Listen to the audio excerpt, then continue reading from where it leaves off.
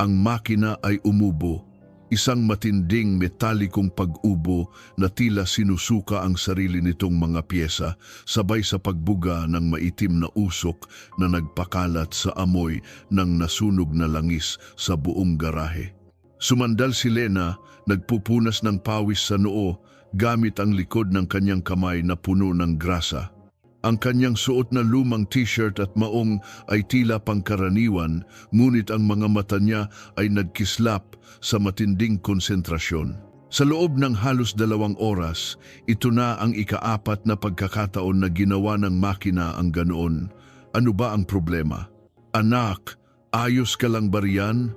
Sigaw ni Mang Tony mula sa mesa ng kape sa likod ng tindahan kung saan siya nagbabasa ng lumang diaryo kasama ang nakasanayan niyang tasa ng kape. Baka gusto mong ipagpabukas na muna yan? Ngumiti si Lena ng tipid. Hindi po, tatay. Parang may mali lang talaga sa logic ng system nito. Hindi ito ordinaryong sira. Alam ni Lena na hindi lang sa ordinaryong sira ang pinoproblema niya. Ito ang makina ng kilalang Delos Reyes Shipping Corporation at 3 profesional na inhinyero na ang sumuko rito. Ang katotohanang napunta ito sa Reyes Auto Repair, isang maliit na shop na pinapatakbo ng kanyang matandang ama at ng kanyang walang karanasan na anak na babae ay isang himala o baka isang huling pagsubok. Ramdam niya ang init sa kanyang pisngit, hindi lang sa init ng makina kundi sa init ng hiya. Ilang beses na ba siyang minamaliit? Ilang beses na ba siyang tinawag na batang mekaniko o anak lang ng karpintero na walang alam? Ang bawat pagmamaliit ay tila naghuhukay ng mas malalim na butas sa puso niya, isang butas na napuno ng pagkabigo at galit.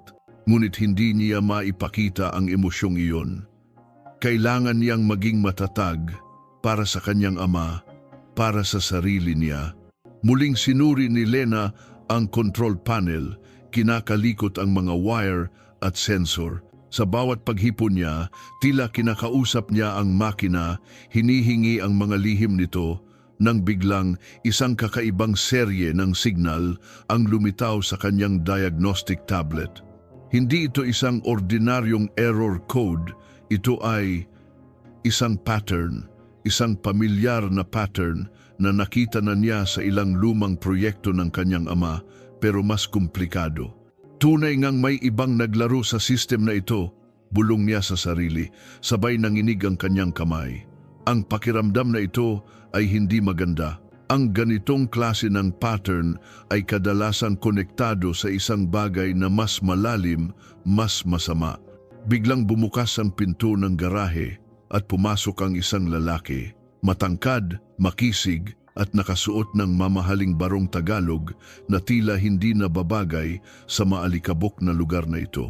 Ang kanyang amoy ng mamahaling pabango ay mabilis na humalo sa amoy ng langis. Si Don Ricardo Carding Soriano, CEO ng Soriano Tech, isang higanting kumpanya ng teknolohiya. Ang kanyang presensya ay tila nagpababa ng temperatura sa loob ng shop. Kasama niya ang 2 bodyguard na nakasalamin. Napakunot ang noo ni Carding habang nililibot ang tingin sa repair shop. Ang mga mata niya ay huminto kay Lena na nakaupo sa ilalim ng makina, nakabalandra ang kanyang mga paa. Kitang-kita ang pagkadismaya sa mukha nito. Si Mang Tony ba ang may-ari ng lugar na ito? Tanong ni Carding. Ang boses ay seryoso at may bahid ng pagkabagot. Hindi niya man lang sinubukan itago ang kanyang pagkadismaya. Ako po, sagot ni Mang Tony, lumapit. Ako po si Antonio Reyes. Anong maipaglilingkod ko, sir? Ngumiti si Carding, ngunit hindi umabot sa mga mata niya. Ang aming kumpanya ay may pinagawang makina rito. Ang alam ko, may problema pa rin. 1 linggo na itong narito, kailangan na namin ito. Bahagya siyang lumingon kay Lena. Ito ba ang assistant mo? Naramdaman ni Lena ang panunuya sa tono niya. Hindi po. Ako po si Lena. Ako po ang nag-aasikaso ng makina ninyo. Nagkatinginan sina Carding at Mang Tony. Sumeryoso ang mukha ni Carding. Patawad, ngunit hindi ko inaasahan na isang binibini ang magiging responsable sa ganitong klase ng trabaho. Ang makina na iyan ay kinailangan ng aming mga pinakamahuhusay na inhinyero sa loob ng ilang araw at ni hindi nila maayos. Bakit ko ipagkakatiwala sa iyo? Nasaktan si Lena. Hindi ito ang unang beses, ngunit bawat salita ay tumatagos pa rin sa buto niya. Sumikip ang dibdib niya. Gusto niyang sumigaw, ipagtanggol ang sarili, ngunit pinigilan niya. Alam ko po kung ano ang ginagawa ko, sir. Kalmado niyang sagot, kahit pa kumukulo ang dugo niya. At sa tingin ko, natagpuan ko na ang problema. Hindi ito ordinaryong sira. Natawa ng bahagya si Carding, ngunit walang katuwaan sa kanyang tinig. Hindi ordinaryo? Ano ngayon, Miss Lena? Sasabihin mong may multo sa loob ng makina? May mas masama pa po sa multo, sir. Diretsyong sagot ni Lena, tumayo at humarap sa kanya. Ngayon ay pantay na ang kanilang taas. May nagtanim ng malwares sa sistema nito. Hindi lang ito sumisira ng makina, kundi idinisenyo rin itong magdulot ng mas malaking kapahamakan kung hindi maagapan. Nanlaki ang mga mata ni Carding. Ano ang sinasabi mo? Ipinakita ni Lena ang diagnostic tablet niya. Ito po ang patunay. Isang sequence ng code na idinisenyo upang pahinain ang kritikal na bahagi ng makina at pagkatapos ay mag-trigger ng pagsabog sa isang tiyak na oras. Hindi ito isang aksidente, sir. Ito ay isang sinadyang sabotahe. Tiningnan ni Carding ang tablet. Ang pagmamaliit sa mukha niya ay napalitan ng pagkabigla at galit. Nagbago ang kanyang ekspresyon. Mula sa pagiging mapagmataas ay naging matalas at seryoso. Sigurado ka ba diyan, Miss Reyes? Kasing sigurado ko po na kaya kong ayusin ito, sagot ni Lena. Ang kanyang boses ay matatag.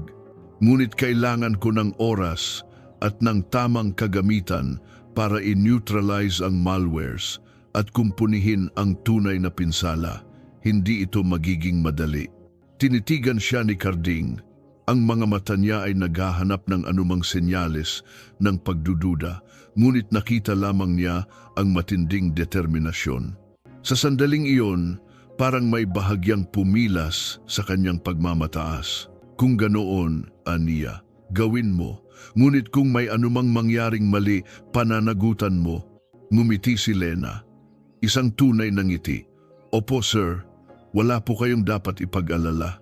Sa loob ng susunod na 5 oras, walang tigil si Lena sa pagtatrabaho. Bawat piyesa ay sinuri, bawat linya ng code ay inanalisa. Si Carding naman ay tahimik na nanood, paminsan-minsan ay nagtatanong, ngunit karamihan ay nakatayo lamang at nagmamasid. Nakita niya ang bawat galaw ni Lena, ang bilis ng kanyang mga kamay, ang pagiging maingat niya sa bawat detalye. Hindi niya inaasahan na ang isang babae na mukhang ang kanyang mas batang kapatid ay may ganitong kakayahan. Nang matapos si Lena, pinakinis niya ang huling tornilyo at tumayo. Ayos na po, sir. Na-neutralize ko na ang malwares at naibalik ang orihinal na function ng makina. Pinatakbo ni Carding ang makina. Sa pagkakataong ito, tumakbo ito ng maayos, nang walang anumang paggubo o pagbuga ng usok, maayos at tahimik. Paano? Paano mo nagawa ito? Tanong niya. Ang kanyang tinig ay may bahagyang pagkabigla. Hindi lang po ito sa paghahanap ng sira, sir, paliwanag ni Lena. Sa engineering, kailangan mong makinig sa sinasabi ng makina. At kung minsan, ang tunay na problema ay hindi nakikita sa ibabaw kundi nakatago sa pinakamadilim na sulok ng system. Tiningnan siya ni Carding, ang kanyang mga mata ay nanatili sa kanya. Isang kakaibang paghanga ang unti-unting lumilitaw sa kanyang mukha. Magaling, Miss Reyes. Lubos akong humahanga. Ipapaalam ko sa management ang iyong pambihirang serbisyo. Umalis si Carding kasama ang kanyang mga bodyguard. Ngunit bago pa man siya tuluyang mawala sa paningin, huminto siya sa pinto at lumingon muli kay Lena. Isang ngiti ang gumuhit sa kanyang labi, isang ngiti na hindi napuno ng pagmamataas, kundi paghanga. "Salamat, Miss Reyes," aniya, bago tuluyang umalis. Huminga ng malalim si Lena. Ang kanyang katawan ay pagod, ngunit ang kanyang puso ay gumaan. Nagawa niya. Napatunayan niya ang sarili niya kahit paunti-unti. "Anak, ang galing mo talaga." Tuwang-tuwang sabi ni Mang Tony, niyakap ang anak. "Sabi ko na nga ba, ikaw ang pinakamagaling." Ngumiti si Lena at sa pagkakataong iyon, parang may kung anong liwanag ang pumasok sa kanyang mundo. Ang pagmamaliit na nararamdaman niya kanina ay unti-unting naglaho, napalitan ng isang pakiramdam ng tagumpay. Ngunit ang katahimikan ay hindi nagtagal. Habang nagliligpit si Lena, biglang nagring ang kanyang lumang cellphone. Hindi pamilyar ang numero. Nag-aalangan siyang sagutin. "Hello? Nagsasalita ba ako kay Maria Elena Reyes?" Tanong ng isang boses sa kabilang linya, malalim at formal. "Opo. Sino po ito?" "Ako si Director Alcantara mula sa Federal Research Program. Natutuwa kaming sabihin na ang iyong pambihirang kakayahan sa pagtukoy at pag-neutralize ng advanced malwares sa makina ng Delos Reyes Shipping ay napansin namin. Mayroon kaming isang espesyal na programa na nangangailangan ng iyong natatanging talento." Napatulala si Lena. Federal Research Program? Isang ahensya ng gobyerno? Hindi niya maintindihan, ito ba ay totoo? "Gusto ka naming imbitahan para sa isang panayam, Miss Reyes. Ito ay isang pagkakataon na babago sa iyong buhay. Ngunit kailangan mong maging handa para sa mga lihim na hindi pa nasasaksihan ng publiko." "Interesado ka ba?" Ang tawag ay nagdulot ng gulat kay Lena. Ang alok mula sa federal na programa ay tila isang pambihirang pagkakataon, isang pangarap na hindi niya inakala. Ngunit kasabay ng excitement ay ang kaba. Isang federal na programa, mga lihim? Ito ba ay isang pagkakataon o isang bitag na mas mapanganib kaysa sa kanyang nakasanayan? Nakatitig si Lena sa screen ng kanyang cellphone. Ang mga salitang Federal Research Program ay tila lumulutang sa hangin, mas malaki kaysa sa dapat. Ang balikat niya ay nanatiling nakataas. Ang mga buto sa kanyang leeg ay tila nagpipilitan. "Isang pagkakataon," ang sabi nila. "Isang pagkakataon na magbabago ng kanyang buhay, ngunit ang bawat pagbabago ay may kapalit." "Anak, sigurado ka ba talaga dyan?" tanong ni Mang Tony. Ang boses niya ay may bahid ng pag-aalala. Nakita niya ang pag-aalinlangan sa mga mata ng kanyang anak. Ang mga ganoong klase ng trabaho, hindi basta-basta. Umupo si Lena sa tabi ng kanyang ama sa paborito nilang upuan sa garahe. "Tay, ito na po ang pagkakataon para makabangon tayo. Kung patuloy lang po tayo rito, kailan pa tayo makakaahon? Alam niyo po, ilang beses na po tayong minamaliit." Hinawakan ni Mang Tony ang kamay niya, ang kanyang mga daliri ay magaslaw mula sa matagal na trabaho. "Hindi ako nag-aalala sa pagmamaliit, anak. Sanay na ako. Ang kinakatakutan ko ay ang posibleng panganib, ang mga lihim ng gobyerno. Delikado yan, Lena." Naramdaman ni Lena ang pananakit ng kanyang puso. Alam niya ang tinutukoy ng kanyang ama, ang nakaraan, ang dahilan kung bakit sila nagkakasya sa maliit na repair shop na ito, imbes na ipagpatuloy ang kinabukasan na dapat ay para sa kanila. Ang pagkabigo at kawalang katarungan na dinanas ng kanyang ama na humantong sa kanyang pagkawala ng tiwala sa sistema, sa mga malalaking tao. Kaya nga, para kay Lena, ang pagkakataong ito ay hindi lamang para sa kanya, kundi para patunayan ang halaga ng kanyang ama upang muling maibalik ang dangal na nawala sa kanya. Tay, kailangan ko pong gawin ito, mahina niyang sabi. Para sa atin, para may patunayan tayo. Sa huli, sa kabila ng pag-aalinlangan, pumayag si Mang Tony. Ang pag-asa sa mga mata ng kanyang anak ay sapat na para burahin ang takot sa kanyang puso. Makalipas ang ilang araw, narating ni Lena ang Federal Research Program Facility. Hindi ito ang inaasahan niya. Hindi ito isang ordinaryong opisina ng gobyerno. Ito ay isang gusali na tila lumabas sa isang science fiction movie, matangkad, makintab at halos walang bintana. Ang mga dingding ay gawa sa salamin na tila nagbabago ng kulay at ang mga taong naglalakad sa loob ay mukhang mga eksperto, bawat isa ay may kakaibang seryosong ekspresyon. Pakiramdam ni Lena, isa siyang hamak na insektong nakalusot sa isang palasyo. Ang kanyang suot na simpleng blusa at maong ay tila nagpapamukha sa kanya na isang dayuhan. Ang bawat sulyap, bawat bulong ay tila bumubulong ng ano ang ginagawa niya rito. Ang pag-aalinlangan ay unti-unting lumamon sa kanya, ngunit nanatili siyang matatag. Hindi siya pwedeng bumitaw. Habang naglalakad siya sa isang mahabang pasilyo, may bumangga sa kanya, nawala ang balanse niya at muntik na siyang matumba. Miss Reyes! Isang pamilyar na boses ang narinig niya. Nilingon niya ang taong nakabangga sa kanya, Don Ricardo Carding Soriano. Nakasuot siya ng isang modernong suit. Ang kanyang buhok ay maayos na nakasuklay at may dalang isang high-tech na tablet. Ang kanyang mga mata ay nanlaki nang makita siya. Sir Carding? Gulat na tanong ni Lena.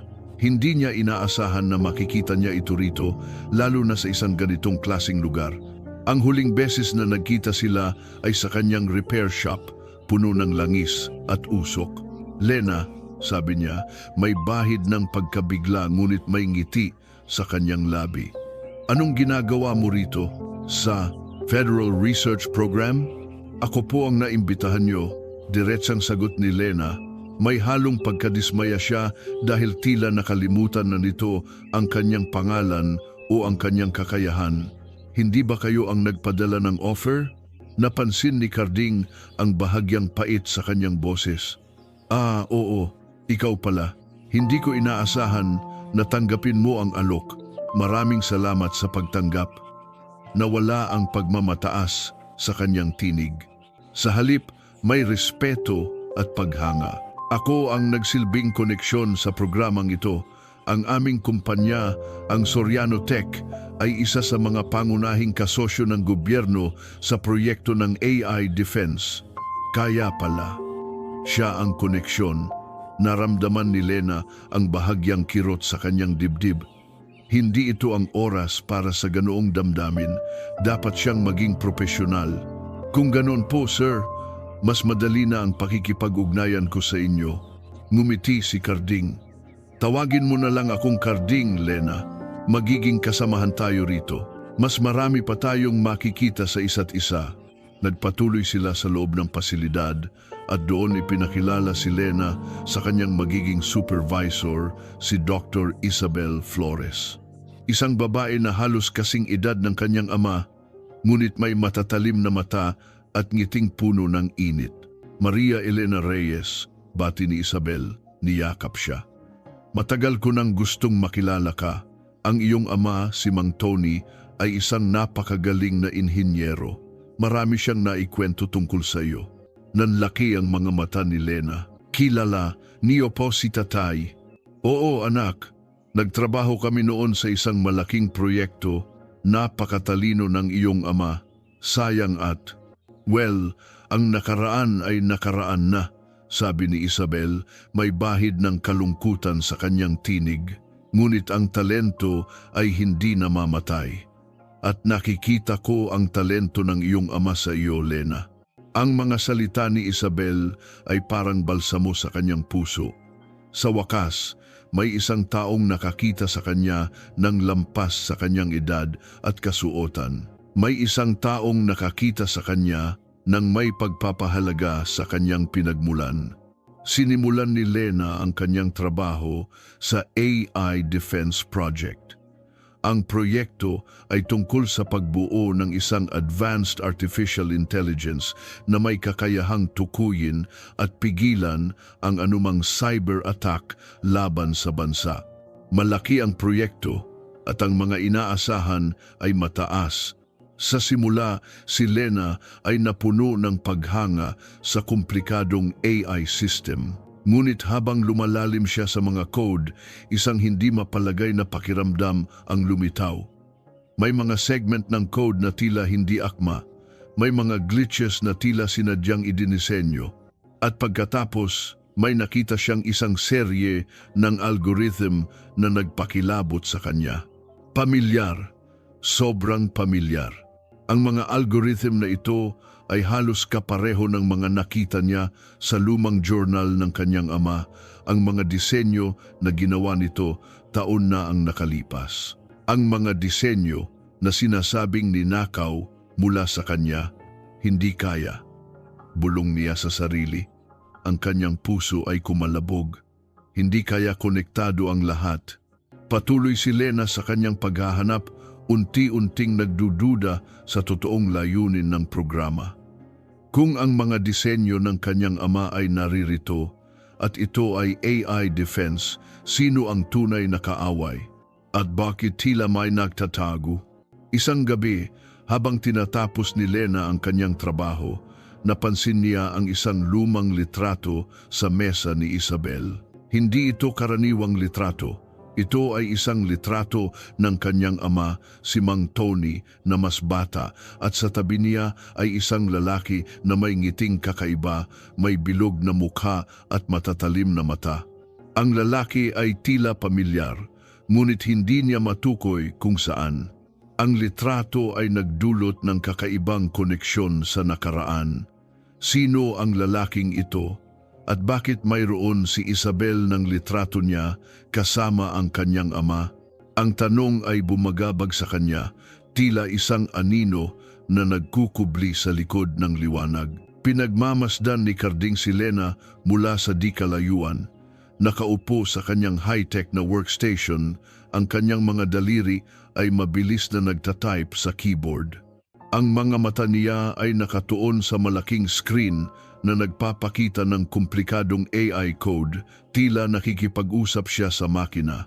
Ito na ang ikatlong araw ni Lena sa Federal Research Program at bawat araw ay lalo siyang humahanga sa dalaga. Hindi na siya ang Lena na nakita niya sa garahe, ang babaeng may bahid ng grasa sa mukha, nakasuot ng lumang t-shirt at maong. Ngayon, nakasuot siya ng malinis na lab coat, ngunit nanatili pa rin ang kanyang pagiging simple.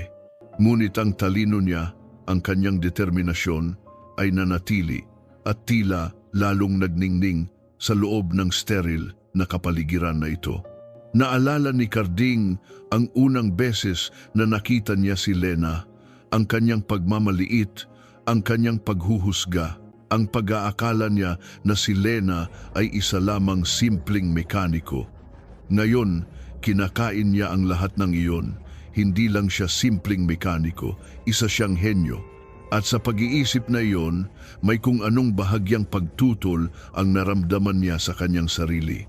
Bakit ba kasi ganoon na lang siya kabilis maghusga? Isang kislap ng pagkabighani ang unti-unting lumilitaw sa kanyang puso. Nabalik siya sa realidad nang magsimula ang isang meeting sa conference room. Ito ay isang lingguhang pagpupulong para sa mga pinuno ng proyekto at mga key personnel. Kasama ni Carding ang kanyang ama, si Don Ramon Soriano, na bihirang dumalo sa mga pagpupulong ngunit naroroon ngayong araw. Sa huling ulat ng team ni Dr. Flores, sabi ng isang senior scientist na nagngangalang Mr. Tan, walang matinding banta sa AI defense system. Ang mga minor glitches ay naayos na, ngunit may isang kamay na nakataas. Si Lena. Sir, may nakita po akong ilang anomalya sa core algorithm, sabi ni Lena. Ang boses niya ay malinaw at matatag. Hindi ito mukhang ordinaryong glitches. Ang mga patterns po nito ay tila idinisenyo upang magdulot ng vulnerability sa system sa mahabang panahon. Nagsimulang magbulungan ang mga tao sa kwarto. Sumimangot si Don Ramon, isang matangkad na lalaki na may seryosong mukha. Si Director McCoy Valdez ang tumayo. Siya ang head ng isa sa mga departamento sa research program at may reputasyon sa pagiging matalino at ambisyoso. Miss Reyes, naiintindihan ko ang iyong pagiging masigasig, ngunit ang aming mga eksperto ay matagal nang sinusuri ang system. Hindi kami naniniwala na may ganitong klase ng advanced vulnerability na hindi namin nakita. Pero sir, ito po ay simula ni Lena, ngunit pinutol siya ni McCoy.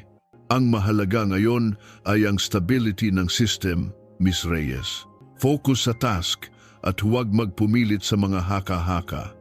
Hindi natin kayang mag-aksaya ng oras sa mga walang basehang teorya. Naramdaman ni Lena ang paninikip ng kanyang dibdib. Kitang-kita ang pagkadismaya niya, ngunit nanatili siyang tahimik. Nakita ni Carding ang pagbabago sa ekspresyon niya. Ang lungkot, ang galit, ngunit ang pagiging matatag pa rin. Matapos ang meeting, nilapitan ni Carding si Lena. Lena, ayos ka lang ba? Ayos lang po, Carding, sagot niya. Ngunit alam ni Carding na nagsisinungaling siya. Hindi ka dapat nagpapakita ng pagdududa sa ganoong uri ng pagpupulong, lalo na kay McCoy, mahina niyang payo. Kilala siya sa pagiging strikto at may koneksyon din siya sa mga mataas na opisyales. Pero totoo po ang nakita ko, Carding, hindi ito ordinaryong problema. Feeling ko may nagtatago ng isang bagay. Nalilito ang kanyang mga mata. Parang may alam si McCoy na hindi niya sinasabi. Tinitigan siya ni Carding, ang kanyang puso ay biglang lumambot. Alam kong matalino ka, Lena. Hindi ka lang basta-basta magsasabi ng ganoon kung walang basehan. Hinawakan niya ang balikat nito. Patawad pala sa unang beses na nagkita tayo. Nagkamali ako sa paghusga sa iyo. Hindi ko dapat binase ang iyong kakayahan sa iyong edad o pananamit. Bahagyang nagulat si Lena sa sinabi niya. Isang CEO na humihingi ng tawad sa kanya? Okay lang po, Carding. Sanay na po ako. Hindi dapat. Hindi tama, sabi ni Carding. Ang kanyang boses ay may seryosong tono. Kung ano man ang nakikita mo, huwag kang mag-atubiling sabihin sa akin. May koneksyon ako sa loob at kung may kailangan kang tulong, sabihin mo lang. Ang mga salita ni Carding ay tila isang balabal na bumabalot kay Lena. Sa loob ng facility na ito, kung saan ang lahat ay tila seryoso at may distansya, ang kanyang mga salita ay tila isang kislap ng pag-asa. Samantala, nagsimulang maghinala si Carding sa mga lumang alaala ng kanyang ama at ang kasaysayan ng kanilang kumpanya. Matapos ang pag-uusap nila ni Lena, may kung anong kaba ang naramdaman niya. Ang kanyang ama ay naging tahimik at malalim ang iniisip simula nang dumating si Lena sa programang ito. Sinimulan ni Carding ang isang pribadong investigasyon. Gamit ang kanyang access bilang CEO, sinuri niya ang mga lumang records ng Soriano Tech. Partikular niyang tiningnan ang mga insidente ng machine failure at cybersecurity breaches sa nakaraang dekada. May nakita siyang ilang irregularities. Ang ilang mga insidente ay tila hindi nabigyan ng sapat na atensyon at ang ilang mga investigasyon ay bigla na lang natapos. At pagkatapos, isang pattern, ang mga insidente ay tila nangyayari sa parehong uri ng makina at ang mga uri ng malwares na ginagamit ay mayroong kakaibang pagkakahawig sa nakita ni Lena. Isang hapon, nilapitan ni Lena si Carding sa kanyang opisina. Mukha siyang balisa. Carding, kailangan kong ipakita sa iyo ito, sabi niya. Inilabas ang kanyang tablet. Nakahanap ako ng mas maraming ebidensya. Ang mga patterns ng code na nakita ko at ang mga glitches na sinasabi ni McCoy. ay halos kapareho ng mga nakita ko sa mga lumang proyekto ng aking ama. Ang pinagkaiba lang, mas komplikado na ito ngayon. Pinagmasdan ni Carding ang tablet. Ang kanyang mga mata ay nanliit. Ibig mong sabihin, ang mga disenyo ng tatay mo ang ginagamit dito? Hindi lang ginagamit, Carding, sagot ni Lena. Ang kanyang boses ay may takot. Tila pinapahina ang system gamit ang sariling disenyo niya at pagkatapos ay binabago ito para sa isang mas masamang layunin. At ang taong nagbabaliwala sa akin, si McCoy, may koneksyon sa lahat ng ito. Isang kaba ang naramdaman ni Carding. Kung ganoon, kailangan nating mag-ingat, maraming nakataya dito. Kung anuman ang ginagawa niya, hindi ito maganda. Kailangan nating malaman ang totoo, Carding. Para sa akin, para sa tatay ko, sabi ni Lena, ang kanyang mga mata ay nagniningas sa determinasyon. Nag-isip si Carding, ang kanyang pagnanais na tulungan si Lena ay mas malaki kaysa sa kanyang pagnanais na panatilihin ang kanyang posisyon. Sige, tutulungan kita, ngunit kailangan nating maging maingat. Ang mga lihim na ito ay maaaring maging delikado. Salamat, Carding, sabi ni Lena, ang kanyang boses ay puno ng pag-asa. Maraming salamat. Sa gabing iyon, habang nasa kanyang penthouse suite, patuloy si Carding sa kanyang investigasyon. Sinuri niya ang bawat lumang article, bawat financial report, bawat corporate filing. Kailangan niyang malaman kung ano ang koneksyon ng kanyang ama sa lahat ng ito. Kung may alam ba ang kanyang ama, nang biglang isang lumang pahayagan ang nahulog mula sa isang archive box. Ito ay mula sa halos 2 dekada na ang nakalipas. Ang headline, Soriano Corporation, implicated in patent infringement scandal. Nanlaki ang mga mata ni Carding. Sa ilalim ng headline ay isang litrato, ang kanyang ama, si Don Ramon, na mukhang mas bata at mas malakas. Sa tabi niya si Mang Tony, ang ama ni Lena na nakasimangot, at sa likod nilang dalawa nakangiti ay isang lalaki na pamilyar sa kanya. Ang mga mata niya ay matatalim at ang kanyang ngiti ay hindi umabot sa mga mata niya. Si McCoy Valdez. Ang litrato ay nagpakita ng isang kakaibang koneksyon. Ang Soriano Corporation, ang ama niya, Mang Tony, at McCoy Valdez. Ang lahat ay konektado sa nakaraan. Ang nakaraan na pinilit kalimutan ng kanyang ama. Ang nakaraan na ngayon ay unti-unting lumalabas sa dilim. Hindi na makakilos si Lena sa kanyang kinauupuan.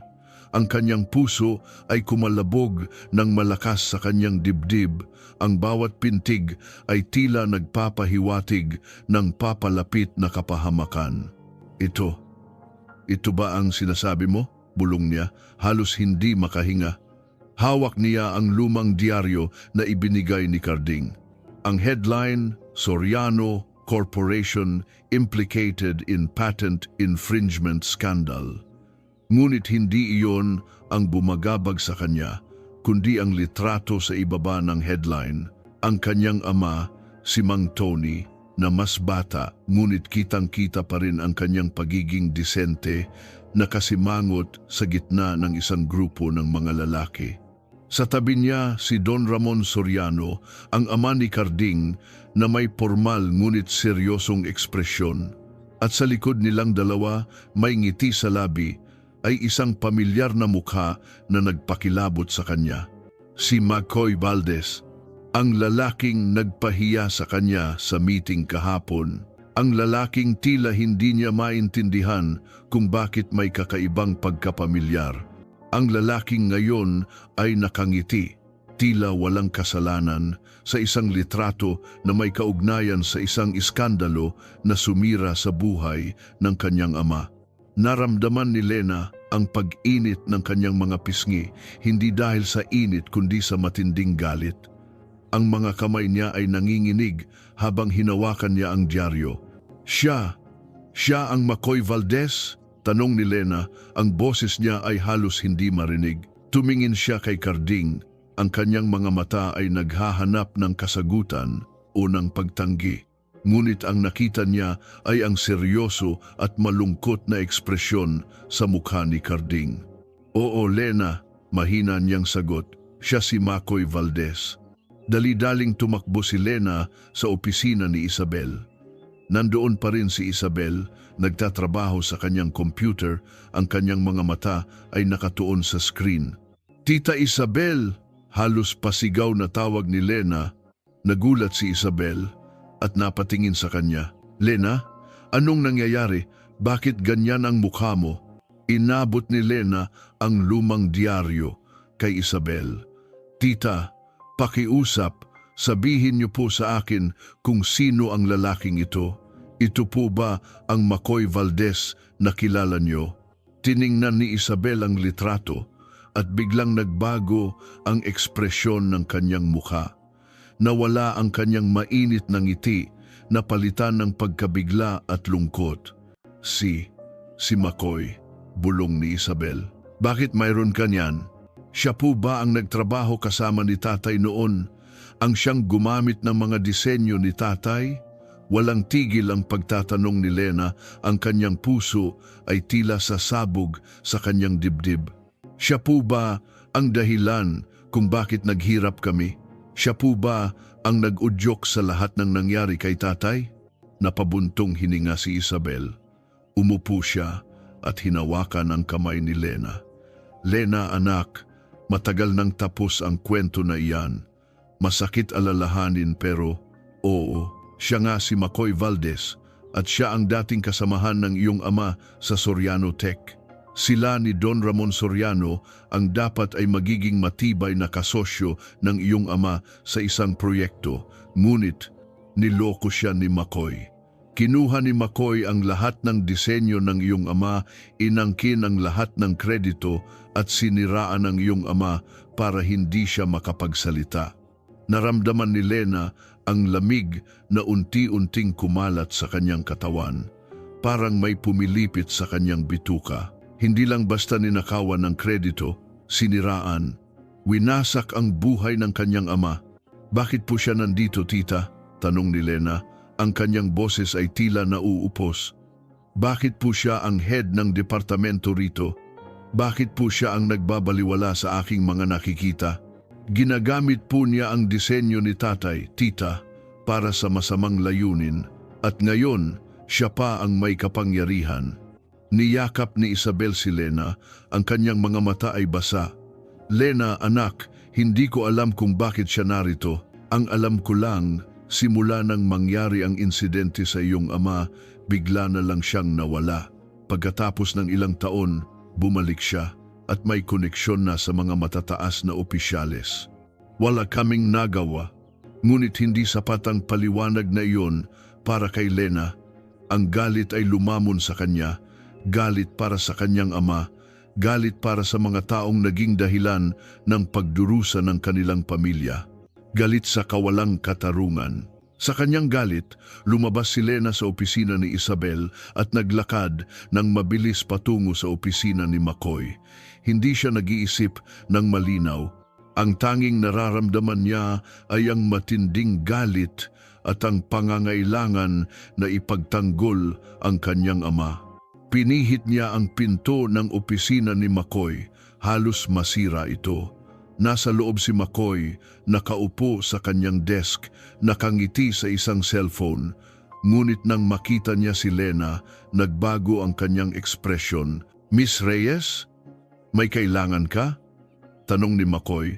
Ang boses niya ay kalmado, ngunit may bahid ng pagbabanta. Alam ko na, diretsong sabi ni Lena, ang kanyang mga mata ay nagliliyab sa galit. Alam ko ang ginawa mo sa tatay ko, ang mga disenyo niya, ang mga plano niya, ang lahat ng ninakaw mo. Bakit? Bakit mo ginawa iyon? Ngumiti si Makoy, isang ngiti na walang sinseridad. Ang nakaraan. Alam mo, Miss Reyes, sa mundo ng teknolohiya, ang mga ideya ay lumilipad sa hangin. Kung sino ang mas mabilis, siya ang nagwawagi. Ang iyong ama, isa lamang siyang matandang mekaniko na walang silbi. Ang mga ideya niya ay hindi niya kayang ilabas sa mundo. Ako ang nagbigay ng buhay sa mga iyon. Nanikip ang dibdib ni Lena. Sinungaling ka! Ang lahat ng ito, ang AI system na ito, lahat ng ito ay mula sa kanya. At ngayon, ginagamit mo ito para sa sarili mong ambisyon. Tumayo si McCoy at lumapit sa kanya. Ang kanyang presensya ay tila isang anino na bumabalot sa kanya. Maging maingat ka sa iyong sinasabi, Miss Reyes. Ang lugar na ito ay puno ng mga taong may mataas na posisyon at ang mga akusasyon mo ay maaaring maging dahilan para mawala ka sa programang ito. O mas malala pa, ang huling salita ni McCoy ay tila isang kutsilyo na tumusok sa kanyang puso. Ang mas malala pa ay nagpaalala sa kanya ng kalagayan ng kanyang ama noon.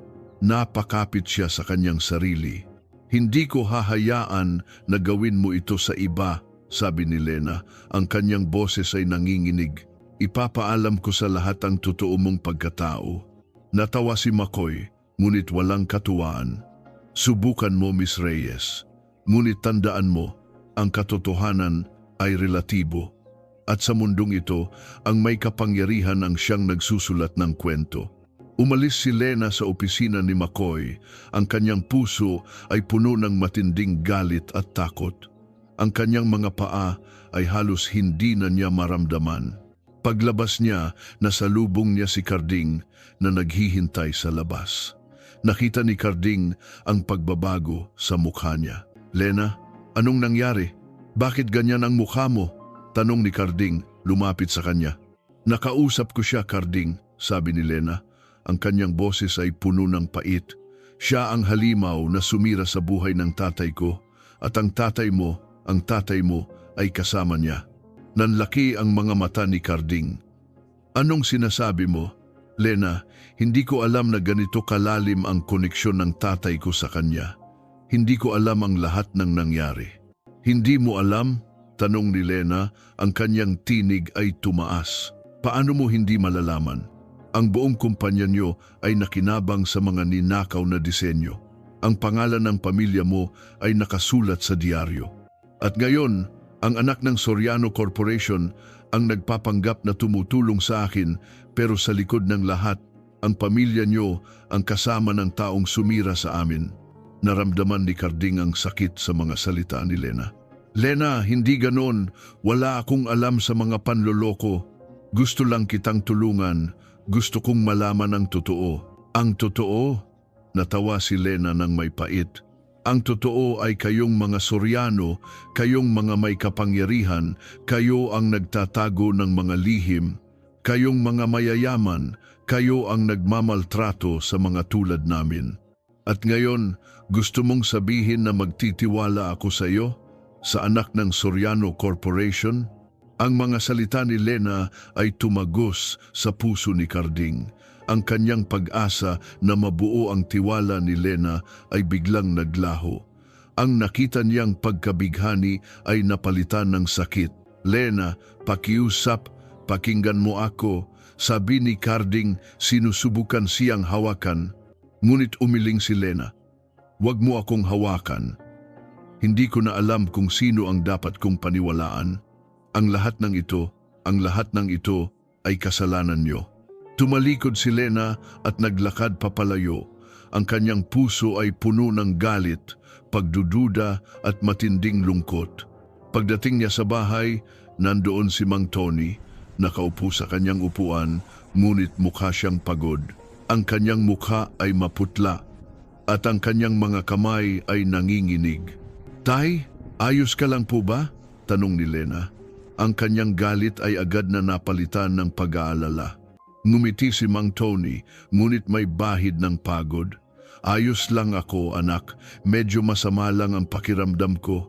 Siguro dahil sa pagod. Ngunit alam ni Lena na hindi lang iyon pagod. Ang stress, ang nakaraan, ang lahat ng nangyayari ay tila bumalik sa kanyang ama. Ang kanyang pag-aalala sa kanyang ama ay lalo pang lumaki. Naramdaman niya ang matinding pagkabahala at pagkakasala. Dahil sa kanya, dahil sa paghahanap niya ng hustisya, ay tila bumalik ang lahat ng masamang alaala sa kanyang ama. Biglang bumagsak si Mang Tony mula sa kanyang upuan, ang kanyang mga mata ay nanlaki. "Tay!" sigaw ni Lena, dali-daling lumapit sa kanya. Pilit na kinakausap ni Mang Tony si Lena, ngunit hindi niya maintindihan. "Valdez, Soriano," bulong niya, ang kanyang mga mata ay nanlabo. "Lena, anak, huwag mong paniwalaan ang iyong nakita." Ang kanyang mga salita ay nagdulot ng lamig sa buong katawan ni Lena. Ang Valdez at Soriano ay magkasama sa bibig ng kanyang ama. Ito ay nagpakita ng mas malalim na koneksyon sa pagitan ng mga pamilya kaysa sa naisip niya. Isang koneksyon na ngayon ay tila nagpapahiwatig ng mas malalim na kasamaan. Ang mga salita ni Lena ay tila matalim na basag na tumusok sa puso ni Carding. Ang lahat ng ito ay kasalanan niyo. Ang mga mata niya ay puno ng galit at pait, at sa bawat hakbang niya palayo, tila may bahagi sa kanya ang nabasag.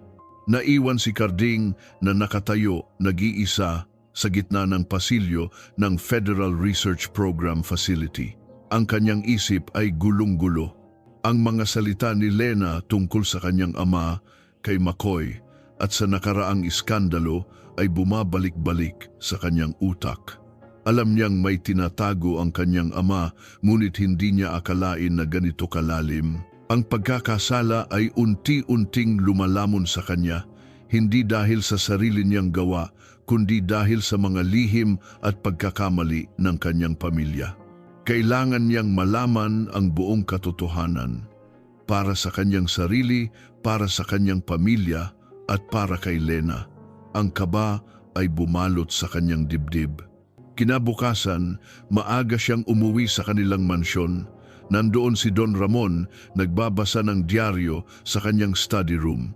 Ang kanyang mukha ay seryoso at ang kanyang mga mata ay tila malayo. "Tatay," tawag ni Carding, ang kanyang boses ay kalmado ngunit may bahid ng tensyon.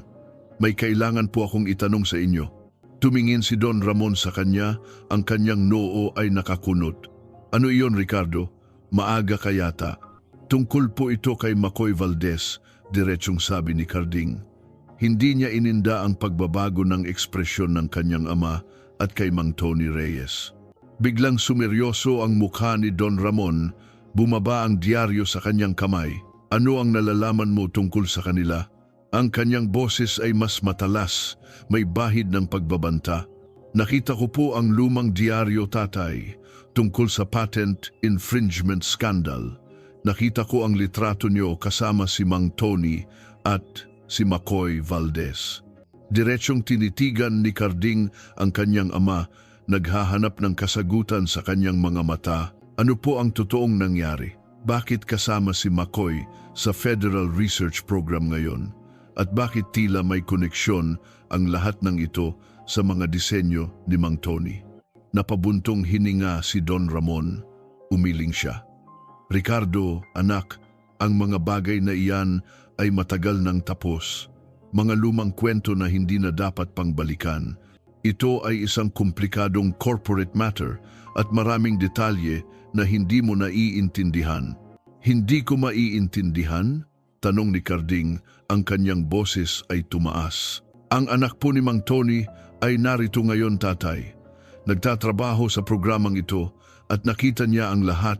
Ang kanyang ama ay naospital dahil sa stress.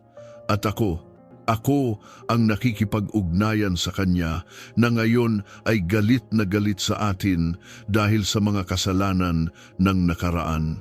Huwag mong sisihin ang pamilya natin sa mga nangyari kay Mang Tony," sabi ni Don Ramon, ang kanyang boses ay may bahid ng galit. "Ang iyong ama ay gumawa lamang ng tama para sa ating kumpanya. At si McCoy, siya ay isang malaking asset noon. Hindi mo naiintindihan ang dynamics ng business world, Ricardo. Ang dynamics ng business world ay nagdulot ng pagdurusa sa isang inosenteng tao." "Tatay," sagot ni Carding, ang kanyang puso ay puno ng pagkabigo. At ngayon, tila bumabalik ang lahat.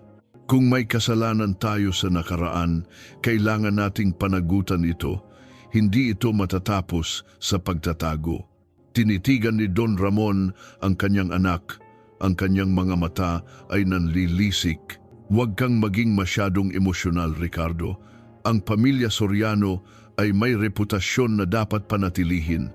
Ang mga bagay na iyan ay mananatiling lihim. At huwag mong kalimutan kung sino ka. Umalis si Carding sa study room. Ang kanyang puso ay puno ng sakit at pagkabigo. Ang kanyang ama ay hindi nakinig.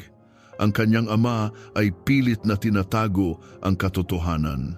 Ang pagtitiwala niya sa kanyang ama ay unti-unting nababawasan. Sa sumunod na araw, sinubukan ni Carding na kausapin si Lena. Nilapitan niya ito sa koridor, ngunit iniiwasan siya ni Lena. Ang kanyang mukha ay malamig at ang kanyang mga mata ay puno ng pagdududa. Lena, pakiusap, kausapin mo ako, sabi ni Carding. Sinusubukan siyang habulin. Alam kong galit ka at naiintindihan ko, ngunit gusto kong ipaliwanag ang lahat, gusto kong tulungan ka. Huminto si Lena, ngunit hindi siya lumingon. Wala nang dapat ipaliwanag, Carding. Ang lahat ay malinaw na. Ang pamilya Soriano ay may kasalanan sa lahat ng nangyari sa akin at sa aking ama. At hindi ako magtitiwala sa isang tao na ang pamilya ay bahagi ng aking pagdurusa. Hindi ako ang tatay ko, Lena, sabi ni Carding. Ang kanyang boses ay puno ng pighati. Gusto kong itama ang mga pagkakamali ng nakaraan. Bigyan mo ako ng pagkakataon. Wala nang pagkakataon, sagot ni Lena. Ang kanyang boses ay matigas. Ang tanging gusto ko ngayon ay hustisya para sa tatay ko. At hindi ako magpapadala sa mga salita mo. Ang iyong pamilya ay bahagi ng problema. Tumalikod si Lena at naglakad palayo. Iniiwan si Carding na nakatayo. Ang kanyang puso ay nagdurugo. Ang pag-aalala para kay Lena ay lalong lumaki. Alam niyang nasa panganib si Lena, lalo na ngayon na alam niya ang koneksyon ni McCoy sa nakaraan. Ang pagnanais niyang protektahan si Lena ay mas malaki pa kaysa sa kanyang sariling sakit. Sa mga sumunod na araw, naging malamig ang pagitan ni Lena at Carding. Magkasama sila sa mga meeting, ngunit hindi na nag-uusap ng personal. Kung magkasalubong man, umiiwas si Lena ng tingin. Ang bawat pagtatangka ni Carding na kausapin siya ay binabaliwala niya. Ngunit ang tensyon sa facility ay hindi lamang nagmumula sa kanilang personal na hidwaan. Ang AI defense system ay patuloy na nagpapakita ng mga kakaibang glitches. Ang mga warning signs na nakita ni Lena ay unti-unting nagiging mas malinaw, mas seryoso. Isang araw, habang nasa meeting ang lahat ng key personnel, biglang nagdilim ang buong screen sa conference room. Ang mga ilaw ay kumukutitap at ang mga alarm ay nagsimulang tumunog. Ano ang nangyayari? Sigaw ng isa sa mga siyentipiko. Isang malawakang cyber attack. May umaatake sa mga critical infrastructure sa Manila. Sigaw ng isang technician. Ang kanyang mukha ay puno ng takot. Sa malaking screen, lumitaw ang isang nakakatakot na simbolo, isang kumukutitap na mata na tila nagmamasid sa lahat. At pagkatapos, isang boses, malalim at may bahid ng pagmamataas, ang umalingaw-ngaw sa buong facility. Greetings Federal Research Program, ako si Architect. Ang inyong AI defense system ay wala na. Ngayon kontrolado ko na ang lahat. Ang Manila ay simula pa lamang. Ang mundo ay susunod. Nanlaki ang mga mata ni Lena. Si McCoy! Bulong niya. Tiningnan ni Carding si Lena. Ang kanyang mga mata ay nanlilisik sa galit. Hindi lang ito isang cyber attack. Ito ay isang deklarasyon ng digmaan. Agad na nagpanik ang lahat. Si Director Alcantara, ang pinuno ng programa, ay nagbigay ng utos. Lahat ng tauhan sa kanilang mga istasyon, subukan ninyong harangin ang pag-atake. Lena, Carding, kayo ang pinakamahusay sa cybersecurity. Magtulungan kayo. Nagkatinginan sina Lena at Carding. Ang galit ni Lena ay unti-unting napalitan ng kaba at pag-aalala.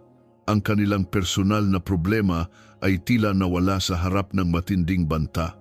Tumakbo sila patungo sa main control room.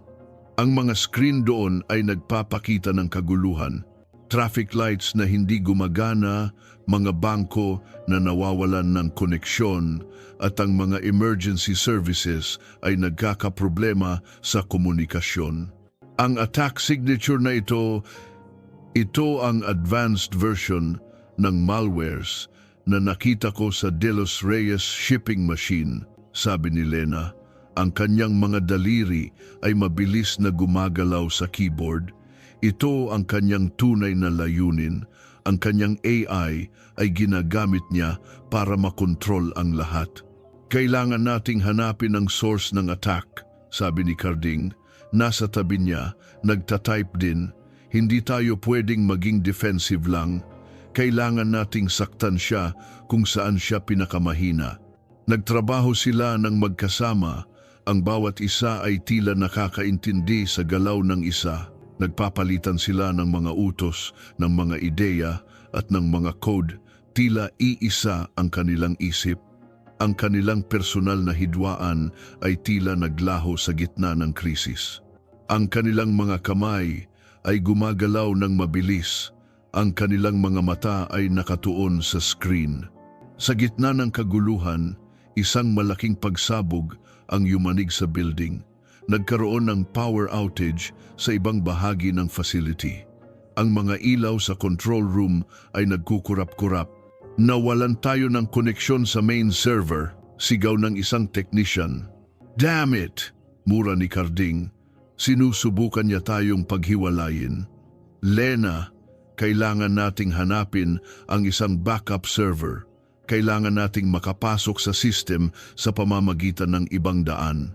Ngunit habang nagpaplano sila, biglang may gumuhong pader mula sa itaas. Ang mga bato at debris ay bumabagsak. Tumilapon si Lena sa gilid at isang malaking piraso ng pader ang muntik nang bumagsak sa kanya. Lena, sigaw ni Carding. Agad siyang tumalon, hinila si Lena palayo sa bumabagsak na debris. Nahulog sila sa sahig, magkadikit ang kanilang mga katawan. Naramdaman ni Lena ang matinding sakit sa kanyang balikat, ngunit mas matindi ang pagkabigla sa pagkakayakap ni Carding sa kanya. Naramdaman niya ang matinding pag-aalala sa mga mata ni Carding. Ayos ka lang ba? Tanong niya. Ang kanyang boses ay nag-aalala. Bahagyang tumango si Lena. Ang init ng katawan ni Carding, ang kanyang matinding pag-aalala, ay tila unti-unting nagpapalaya sa kanya mula sa kanyang galit. Sa sandaling iyon, ang lahat ng pagdududa, ang lahat ng pait ay tila nawala.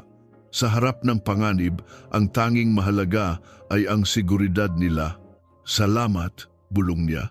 Tumayo sila at bumalik sa kanilang workstation.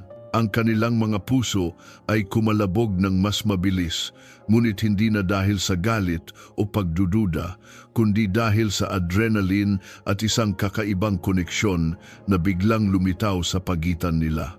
Ang pag-atake ni McCoy ay tumitindi. Nagpadala siya ng mga peking emergency messages, nagdulot ng gulo sa mga kalsada, at sinubukan niyang i-shutdown ang mga power grid sa buong Luzon. Kailangan nating gumawa ng counter-attack, sabi ni Lena. Kailangan nating hanapin ang pinakamahina niyang punto, ang kanyang central server.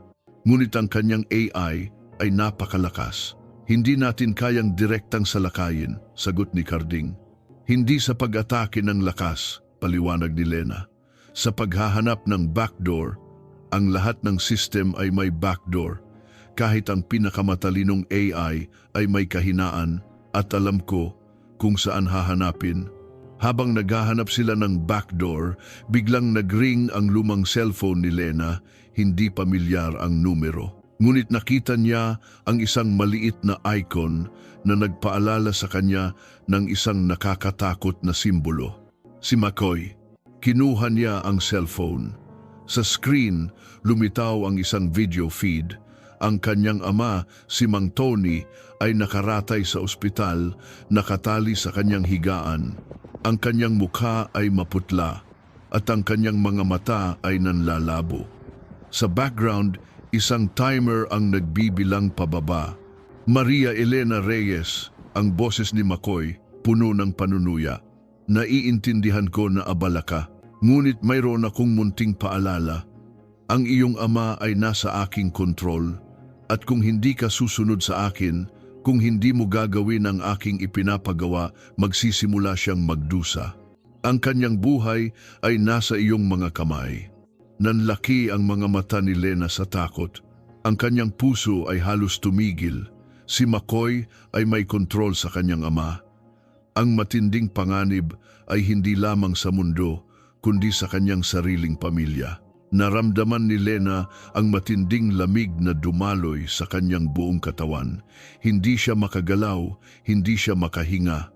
Ang imahe ng kanyang ama na nakagapos sa kama ng ospital, ang countdown timer sa screen ng cellphone, ang lahat ay tila isang bangungot na unti-unting nagiging realidad. Lena, anong nangyari? Sino iyan? Tanong ni Carding na nakita ang pagbabago sa ekspresyon niya. Sinilip niya ang cellphone, nanlaki ang kanyang mga mata nang makita niya ang video feed. Si McCoy, bulong ni Lena, ang kanyang boses ay nanginginig. Kinausap niya ako, hawak niya si tatay. Kung hindi ako susunod sa kanya, papahirapan niya si tatay. Ang takot ay lumamon sa kanya. Ang lahat ng kanyang galit, lahat ng kanyang pagdududa ay biglang nawala. Ang tanging mahalaga ngayon ay ang seguridad ng kanyang ama. Kailangan niyang iligtas si Mang Tony. Kahit paano ang kapalit. Kailangan kong umalis, sabi ni Lena, tumayo. Ngunit naramdaman niya ang matinding pagkahilo. Kailangan kong iligtas si tatay. Hinawakan ni Carding ang kanyang balikat. Lena, ano ang gusto niyang gawin mo? Hindi ka pwedeng sumunod sa kanya. Baka mas lalo lang lumala ang sitwasyon. Wala kang alam, Carding! Sigaw ni Lena, tinanggal ang kamay niya. Kailangan kong gawin ito. Hindi ko kayang mawala si tatay. Siya na lang ang natitira sa akin. Ang sakit sa mga salita ni Lena ay tumagos sa puso ni Carding. Nakita niya ang matinding pagmamahal ni Lena sa kanyang ama at ang pagkabigo sa kanyang mga mata. Ngunit hindi niya pwedeng pabayaan si Lena. Sabihin mo sa akin kung ano ang ipinapagawa niya, sabi ni Carding, baka may paraan tayo. Gusto niyang i-activate ko ang isang bahagi ng AI system, paliwanag ni Lena, ang kanyang boses ay nanginginig. Ang isang bahagi na nakita ko na may kakaibang pattern ang ginawa ng tatay ko. Sabi niya, ito ang magpapalakas sa kanyang kontrol. At kung hindi ko gagawin, sasaktan niya si tatay. Napaisip si Carding, ang bahagi ng AI system na iyon, ang mga disenyo ni Mang Tony, ang mga disenyo na inangkin ni McCoy. Lena, hindi ka dapat magtiwala kay McCoy, sabi ni Carding. Baka ito ay isang bitag, baka hindi ito ang tunay na layunin ng code. Ngunit hindi na nakinig si Lena. Ang kanyang isip ay nakatuon na sa kanyang ama. Wala akong pakialam sa bitag niya, Carding. Ang tanging gusto ko ay iligtas si tatay. At kung ito ang kailangan kong gawin, gagawin ko. Sa kabila ng pagtutol ni Carding, nagdesisyon si Lena na kumilos. Palihim siyang lumabas sa control room, naghahanap ng paraan upang makalusot sa seguridad ng facility. Alam niyang binabantayan siya, ngunit kailangan niyang maging matalino. Sa gitna ng kaguluhan, kung saan ang lahat ay abala sa pagharang sa cyber attack ni McCoy, nagawang makalusot ni Lena. Ginagamit niya ang kanyang kaalaman sa sistema ng facility, ang kanyang kakayahan na basahin ang mga code upang makapasok sa isang nakatagong access point. Narating niya ang isang lihim na server room na hindi alam ng marami. Ito ang lugar kung saan nakaimbak ang ilan sa mga pinakasensitibong bahagi ng AI system. Ang kanyang puso ay kumalabog ng malakas habang lumapit siya sa main console. Inilabas ni Lena ang isang lumang USB drive mula sa kanyang bulsa.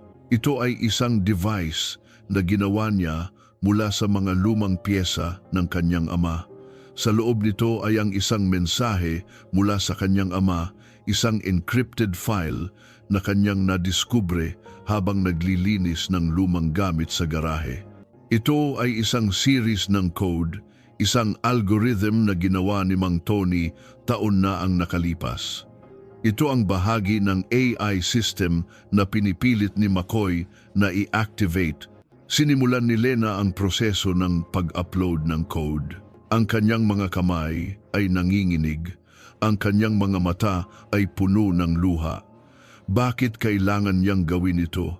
Bakit kailangan niyang sumunod sa halimaw na sumira sa kanyang pamilya? Habang nag-upload ang code, biglang bumukas ang pinto ng server room. Si Carding, kasama si Isabel, ang pumasok. Nakita nila si Lena at ang kanilang mga mukha ay puno ng pagkabigla. "Lena, ano ang ginagawa mo?" sigaw ni Carding, dali-daling lumapit sa kanya. "Huwag mong ituloy yan.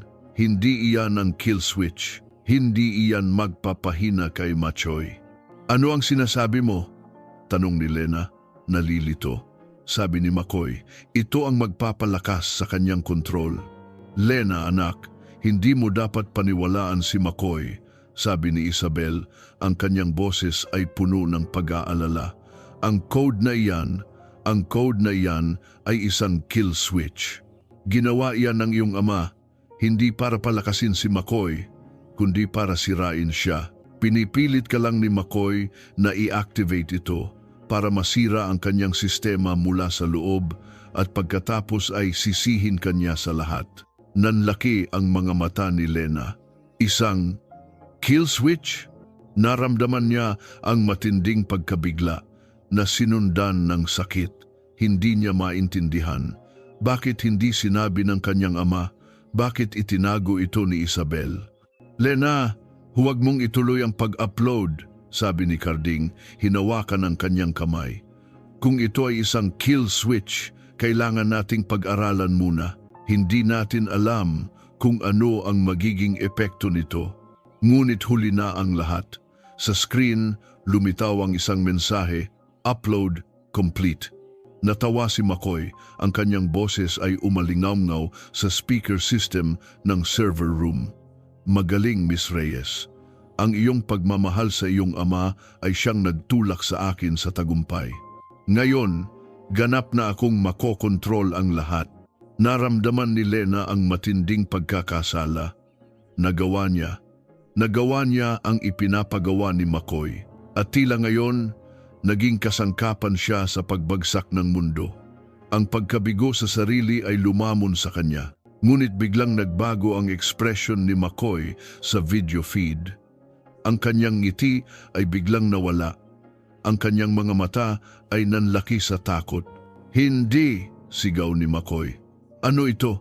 Bakit hindi gumagana? Bakit nagkakagulo ang aking sistema?" Sa screen, nag-overload ang lahat ng AI systems. Ang mga numbers ay nagkukulay pula at ang mga babala ay nagsimulang lumitaw, mabilis na lumaganap sa lahat ng screen. Nagtataka sina Lena, Carding at Isabel. Ano ang nangyayari? "Ang kill switch!" sigaw ni Isabel. "Nag-activate ang kill switch. Lena, nagawa mo, pinahina mo ang sistema ni McCoy." Isang malakas na pagsabog ang yumanig sa buong facility. Ang mga ilaw ay nagkukurap-kurap at ang mga screen ay nagkapira-piraso. Habang nagkakagulo ang lahat, biglang nagring ang lumang cellphone ni Lena. Ito ay mula sa ospital.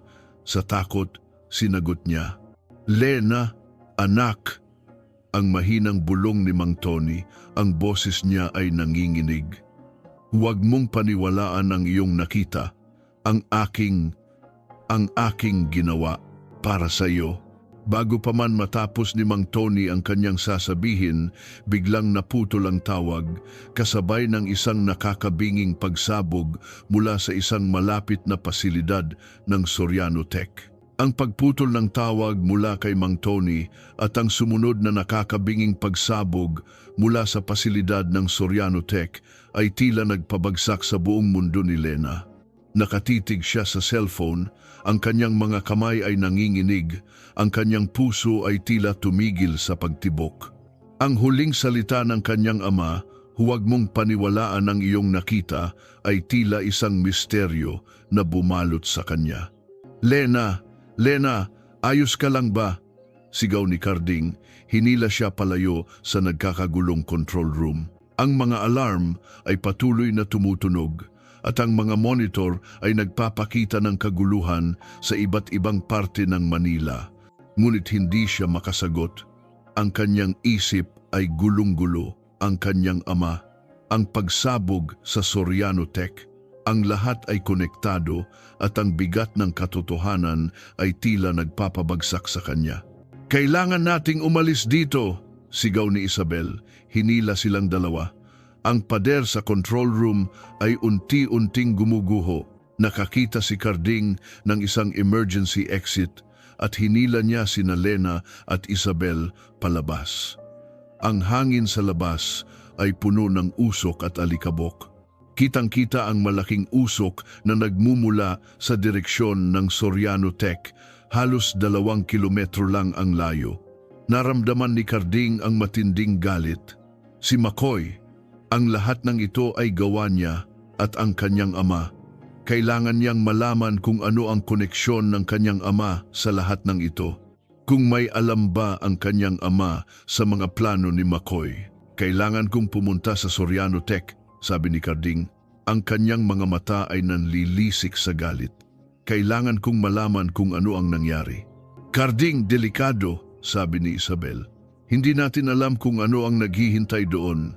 "Hindi ko pwedeng pabayaan ang lahat ng ito," sagot ni Carding. "Ang aking ama ay naroon at ang aking kumpanya, at ang lahat ng ito ay konektado sa mga kasalanan ng nakaraan." Tiningnan niya si Lena na tahimik pa rin. Ang kanyang mga mata ay puno ng lungkot at galit. "Lena, kailangan kong malaman ang katotohanan.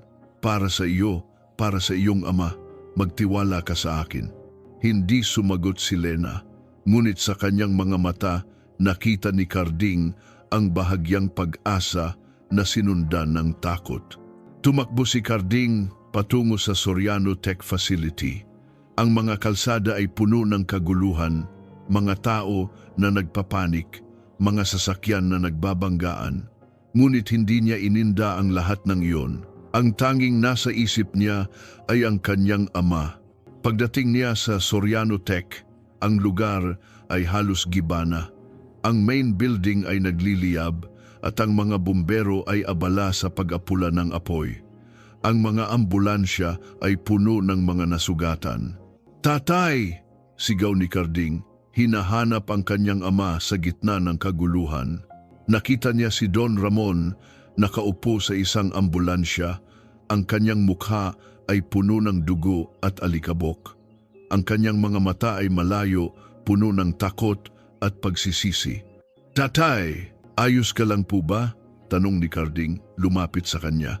Tiningnan siya ni Don Ramon, ang kanyang mga mata ay puno ng luha. "Ricardo, anak, kasalanan ko ang lahat ng ito." Nanlaki ang mga mata ni Carding. "Anong sinasabi niyo, tatay? Ano ang ibig sabihin niyo?" Niyakap ni Don Ramon ang kanyang anak at sa pagkakataong iyon, wala na ang kanyang pagiging mapagmataas. Isa lamang siyang matandang lalaki na puno ng pagsisisi. Si McCoy ang nag-udyok sa akin noon. Gusto niya ang mga disenyo ni Mang Tony, gusto niya ang kapangyarihan, at ako ay nagpabulag sa ambisyon. Tinulungan ko siyang sirain ang reputasyon ni Mang Tony. Pinagtakpan ko ang lahat ng kasalanan niya para lang maprotektahan ang ating kumpanya. Akala ko ito ang tama. Akala ko ito ang magpapalakas sa atin. Ang mga salita ng kanyang ama ay tila isang mabigat na pasanin na bumagsak sa kanyang balikat. Ang kanyang puso ay nabasag. Ang kanyang ama, ang taong kanyang hinahangaan, ang taong kanyang pinagkakatiwalaan ay may ganoong klase ng lihim. Ang kanyang ama ay kasama sa pagdurusa ni Mang Tony. At ngayon, ginagamit niya ang lahat ng iyon laban sa atin, patuloy ni Don Ramon. Ang kanyang boses ay nanginginig.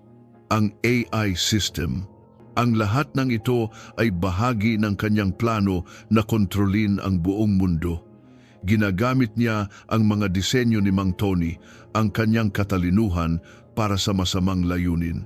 At ako ang nagbigay sa kanya ng pagkakataon. Naramdaman ni Carding ang matinding galit. Galit para kay McCoy, galit para sa kanyang ama, galit sa kawalang katarungan. Ang kanyang mundo ay gumuho. Ang kanyang pamilya, ang kanyang pangalan, ang lahat ng pinaniniwalaan niya ay tila walang kabuluhan. Kaya pala ganoon na lang ang galit ni Lena sa atin, bulong ni Carding. Ang kanyang mga mata ay nanlilisik. Patawad anak, sabi ni Don Ramon. Ang kanyang mga mata ay puno ng luha. Patawad dahil nagtago ako ng katotohanan. Patawad dahil nagkamali ako. Patawad dahil hindi ko pinrotektahan ng inosenteng tao. Patawad, hindi na nakasagot si Carding. Lumayo siya sa kanyang ama, ang kanyang puso ay puno ng pagkabigo at galit. Ang kanyang ama ay nagkasala. Ang kanyang ama ay bahagi ng problema. At ngayon, kailangan niyang panagutan ang lahat ng iyon. Nagsimulang magdilim ang kalangitan. Sa mga balita patuloy na nag-uulat ang tungkol sa malawakang cyber attack. Ang boses ni Architect, si McCoy, ay umalingaw-ngaw sa telebisyon. Ang mundo ay nasa aking kontrol. Ang lahat ng inyong system ay wala na. Ang inyong mga gobyerno ay wala ng kapangyarihan. Ako ang magbibigay ng bagong order, ang bagong simula. Ang aking AI ay magpapatupad ng perpektong sistema. Nanlaki ang mga mata ni Carding. Hindi lang ito isang cyber attack, ito ay isang kudeta, isang pagtatangka na kontrolin ang buong mundo. Hindi, sigaw ni Carding. Hindi ako papayag. Agad siyang bumalik sa Federal Research Program Facility. Natagpuan niya si Lena, nag-iisa sa isang maliit na room, nakaupo sa sahig. Ang kanyang mga mata ay puno ng lungkot. Ang kanyang cellphone ay nasa tabi niya at ang kanyang mga kamay ay nakahawak sa kanyang ulo. Lena, tawag ni Carding. Tumingala si Lena, ang kanyang mga mata ay puno ng luha. Wala na, Carding. Ginawa ko na. Sinunod ko ang utos niya. At ngayon, ginagamit niya ang lahat ng iyon para kontrolin ang mundo. Ako ang may kasalanan sa lahat ng ito. Hindi, Lena. Hindi ikaw ang may kasalanan. Sabi ni Carding, lumapit sa kanya. Ako ang may kasalanan. Ang aking pamilya ang may kasalanan. Ang aking ama. Umamin na siya sa lahat ng kasalanan niya. Si McCoy ang nagmanipula sa kanya. Ang lahat ng ito ay plano ni McCoy. Nagulantang si Lena. Ano? Nalaman ko ang totoo, Lena. Ang tatay ko. Inamin niya na nagkasala siya sa nakaraan. Nagtago siya ng katotohanan tungkol kay McCoy at sa iyong ama dahil sa ambisyon. At ngayon, ginagamit ni McCoy ang lahat ng iyon laban sa atin. Wala akong pakialam sa aking pamilya, sa aking pangalan. Ang tanging mahalaga ngayon ay ang iligtas ang mundo. At ikaw, Lena, kailangan kita. Nakatitig si Lena kay Carding.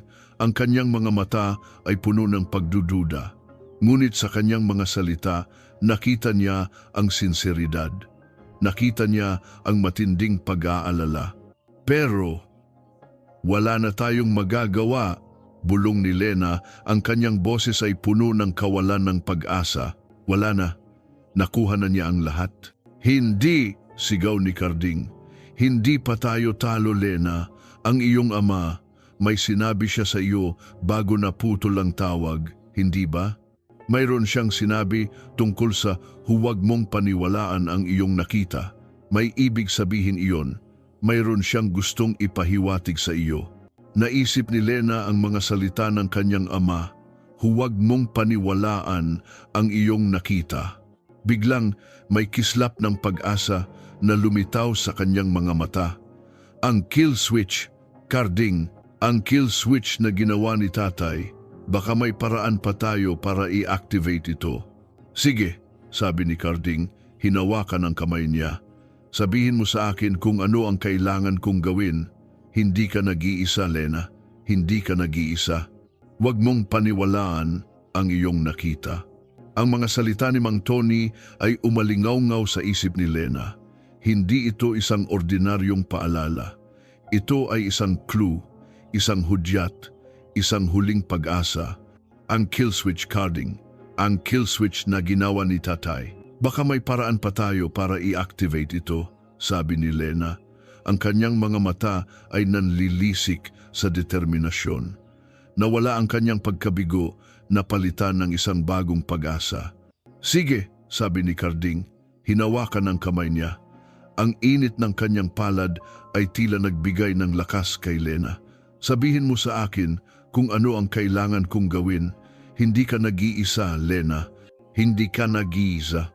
Ang mga salita ni Carding ay tila isang balsamo sa kanyang puso. Sa gitna ng lahat ng kaguluhan, ng lahat ng kasinungalingan, narito siya sa tabi niya, handang lumaban. Ang kanyang tiwala kay Carding ay dahan-dahang bumalik, mas matibay kaysa dati. Kailangan natin ng access sa main server ng AI, paliwanag ni Lena. Ang kill switch ay hindi direktang umaatake. Ito ay nagbabago ng frequency ng AI, gumagawa ng isang feedback loop na magpapahirap sa kanya at sa huli ay magpapabagsak sa kanya. Ang problema, hindi natin alam kung saan eksaktong nakabaon ang main server. Ang mga lumang blueprints, sabi ni Carding. Ang Soriano Tech ay ang orihinal na developer ng infrastructure ng programang ito. Mayroon kaming mga lumang blueprints ng buong facility, kabilang ang lahat ng nakatagong server room. At kailangan natin ang tulong ni Tita Isabel, sabi ni Lena. Siya ang pinakamahusay sa decrypting ng mga complex codes. Kung mayroon mang naka-encrypt na impormasyon tungkol sa kill switch, siya ang makakatuklas noon. Agad silang lumabas at hinanap si Isabel. Nakita nila si Isabel sa isang ligtas na zone, abala sa pagharang sa mga minor attacks ni McCoy. Tita Isabel, tawag ni Lena. Tumingin si Isabel sa kanila. Ang kanyang mukha ay puno ng pagod, ngunit may kislap ng pag-asa. Lena, Carding, may nakita ba kayo? Mayroon po, tita, sagot ni Lena. Ang kill switch ni tatay. Kailangan natin itong i-activate. Kailangan natin ang tulong niyo. Ipinakita ni Carding ang mga lumang blueprints. Ito ang lahat ng blueprints ng facility. Kailangan nating mahanap ang main server ng AI. Sinimulan nilang pag-aralan ng blueprints. Ang bawat isa ay may kanya-kanyang papel. Si Lena ang utak, ang nagbibigay ng direksyon. Si Carding ang access, ang naghahanap ng paraan. At si Isabel ang decoder, ang nag-aanalisa ng mga komplikadong code. Narito, sigaw ni Lena, itinuro ang isang seksyon sa blueprint, isang nakatagong server room sa ilalim ng main laboratory. Ito ang pinakamahusay na lugar para itago ang core ng AI. Ngunit ang seguridad sa lugar na iyan ay napakahigpit, sabi ni Isabel, at si McCoy ay siguradong nakabantay doon. Wala tayong oras para mag-atubili, sabi ni Carding. Kailangan nating sumugod. Agad silang lumusot sa iba't ibang security checkpoints gamit ang mga access codes at kaalaman ni Carding sa layout ng building. Si Lena ang gumagabay sa kanila, ang kanyang isip ay nakatuon sa bawat detalye. Nang makarating sila sa nakatagong server room, nakita nila si McCoy sa loob, nakaupo sa harap ng isang malaking console. Nakangisi. Ang kanyang mukha ay puno ng pagtatagumpay. Narito na kayo, sabi ni McCoy. Ang kanyang boses ay umalingaw-ngaw sa buong room. Ang mga bayani ng Pilipinas. Huli na ang lahat. Nakuha ko na ang lahat. Ang mundo ay nasa aking kontrol. Hindi pa, McCoy, sigaw ni Lena. Hindi mo pa nakukuha ang lahat. Hindi mo pa nauunawaan ang tunay na kapangyarihan ng disenyo ni tatay. Ang kill switch, hindi ba? Natawa si McCoy. Isang walang kwentang disenyo. Akala mo, mapapabagsak mo ako? Ang aking AI ay napakalakas. Walang makakatalo sa akin. Hindi ka dapat maging kampante, McCoy, sabi ni Isabel. Ang kill switch ay hindi gumagana sa paraan na inaakala mo. Hindi ito direktang umaatake. Ito ay nagbabago ng frequency ng iyong AI, gumagawa ng isang feedback loop na magpapahirap sa kanya at sa huli ay magpapabagsak sa kanya. Nanlaki ang mga mata ni McCoy. Imposible! Wala nang oras para magsalita.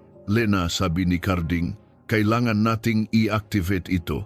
Sinimulan ni Lena ang proseso ng pag-activate ng kill switch. Ang kanyang mga kamay ay mabilis na gumagalaw sa keyboard. Ang kanyang mga mata ay nakatuon sa screen. Subukan mong pigilan ako, Machoy, sigaw ni Lena. Hindi mo na muling mapapahirapan ang aking ama. Hindi mo na muling masisira ang buhay ng iba. Natawa si McCoy. Kahanga-hanga ang iyong determinasyon, Miss Reyes. Ngunit ang aking sistema ay may sariling defense. At hindi mo ito kayang talunin. Sa labas ng server room, nagsimulang umalingaw-ngaw ang mga tunog ng putukan. Ang mga security guards ni McCoy ay sumusugod, sinusubukan silang pigilan. Ako na ang bahala sa kanila, sabi ni Carding. Inilabas ang kanyang baril. Kailangan mong magpatuloy, Lena. Ngunit ang mga guards ay napakarami. Sumugod sila kay Carding at nagsimula ang isang matinding labanan. Si Carding ay sanay sa self-defense, ngunit ang mga guards ay armado. Carding, sigaw ni Lena, nag-alala. Huwag kang mag-alala sa akin, Lena. Ipagpatuloy mo ang ginagawa mo, sigaw ni Carding, lumaban ng buong lakas.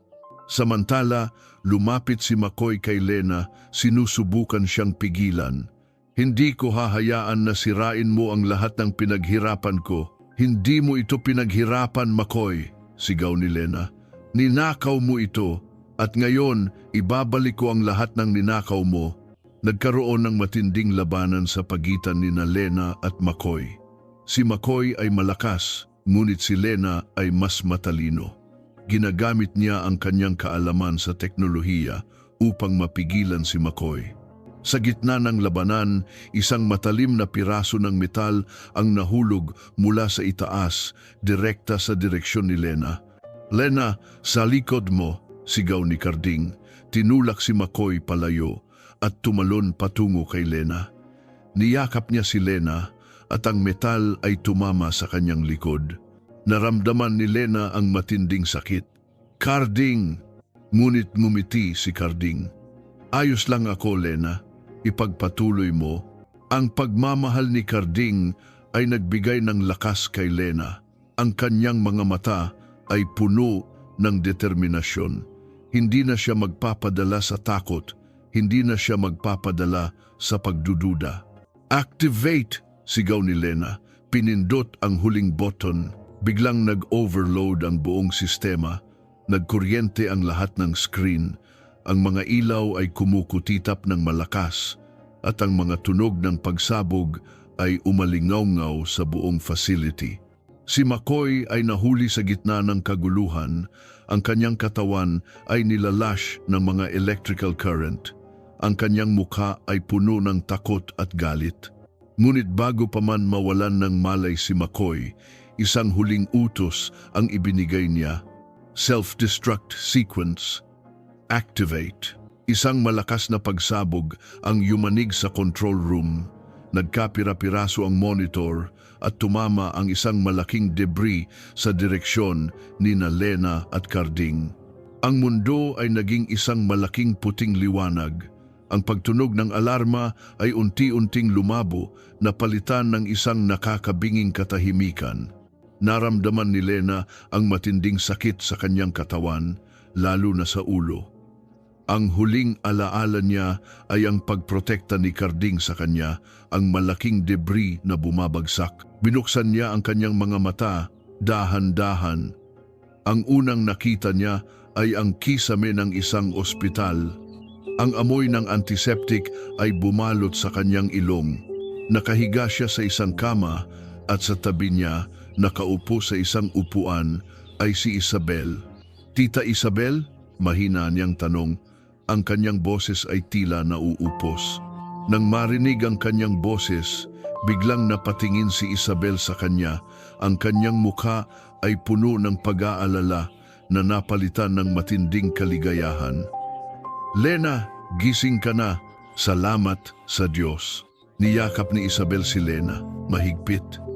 Napakadelikado ng nangyari. Akala namin hindi ka nagigising. Si Carding? Anong nangyari kay Carding? Agad na tanong ni Lena, ang kanyang puso ay kumalabog. Naalala niya ang sakit sa likod ni Carding, ang pagprotekta niya sa kanya. Ngumiti si Isabel. Ayos lang siya, Lena. Naging seryoso ang kanyang pinsala sa likod, pero lumalaban siya. Malakas siya. Nakahinga ng maluwag si Lena. Ang kanyang mga mata ay napuno ng luha. Salamat sa Diyos. Sa sumunod na araw, pinayagan si Lena na bisitahin si Carding. Nakahiga siya sa isang ospital, ang kanyang likod ay may benda. Ngunit ang kanyang mga mata ay nanlilisik sa pag-asa nang makita niya si Lena. Lena, mahina niyang sabi, sinubukan niyang umupo. Huwag kang bumangon, Carding, sabi ni Lena. Lumapit sa kanya at hinawakan ang kanyang kamay. Salamat dahil niligtas mo ako. Ngumiti si Carding. Ayos lang. Alam kong gagawin mo rin iyon para sa akin. Ang pag-amin na iyon ay tila nagpabilis sa tibok ng puso ni Lena. Sa gitna ng lahat ng panganib, ng lahat ng kasinungalingan, naroon ang isang koneksyon na mas matibay kaysa sa anumang hadlang. Ang kanilang pag-ibig ay hindi lang basta umusbong sa kaguluhan, ito ay naghilom sa bawat isa. Si McCoy?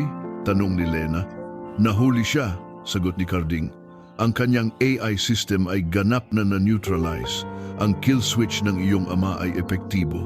Sa kasamaang palad, nagawa niyang magdulot ng malaking pinsala sa mga infrastructure sa buong mundo bago tuluyang mapabagsak.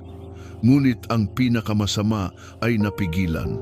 Ang mga salita ni Carding ay nagdulot ng isang bahagyang ngiti sa labi ni Lena, ang kanyang ama, ang kanyang henyo. Sa kabila ng lahat, nakagawa pa rin siya ng paraan para protektahan ang mundo. Makalipas ang ilang linggo, pinayagan na si Lena na umuwi. Ang unang lugar na pinuntahan niya ay ang ospital kung saan nakaratay si Mang Tony. Nakaupo siya sa kanyang kama, mas malakas na kaysa sa huling beses na nakita niya. Tay! Sigaw ni Lena, niyakap ang kanyang ama. Lena, anak! Sabi ni Mang Tony, niyakap din siya. Ayos ka na ba? Salamat sa Diyos at ligtas ka. Niyakap ni Lena ang kanyang ama ng mahigpit. Salamat, tay. Salamat dahil ginawa mo yun. Ang kill switch. Ikaw ang nagligtas sa aming lahat. Ngumiti si Mang Tony. Ang lahat ng iyon ay para sa iyo, anak. Hindi ko nahahayaan na may mananakit sa iyo. At para maipakita sa kanila na hindi dapat niloloko ang isang tao. Ramdam ni Lena ang matinding pagmamahal ng kanyang ama. Sa sandaling iyon, ang lahat ng sakit, ang lahat ng pagdurusa ay tila naglaho.